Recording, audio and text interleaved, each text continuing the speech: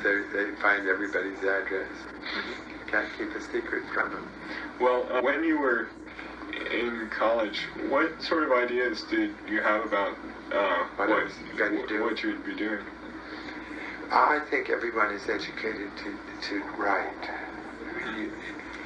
We're taught to read and to write and arithmetic, or has it changed? They're starting to get back to that now. Isn't that what they teach? Yes. They try. Now, I suppose arithmetic is different now because you push that little computer, but everyone is really equipped to write or to be a poet. If they're going to be an artist, that's what they're equipped for. To be a musician or to be an artist is not really taught to everyone in school. As constantly as they teach you how to read and write. So,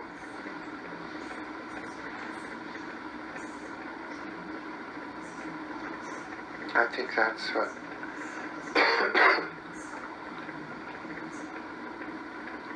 I left. When I dropped out of college, I dropped out because I decided I was going to be a writer. And that a writer would do better to have experience than to go to school.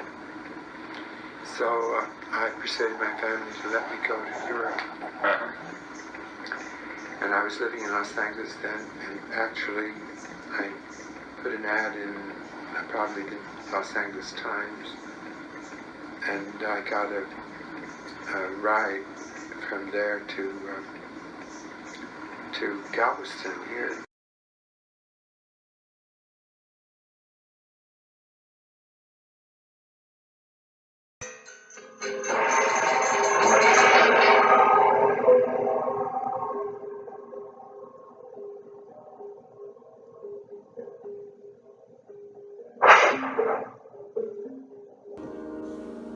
Well, when I first learned that we were going to do a John Cage exhibition, it was quite a daunting prospect for me because I was aware that he was hugely influential in the visual arts, in music and sound art, and also in academia.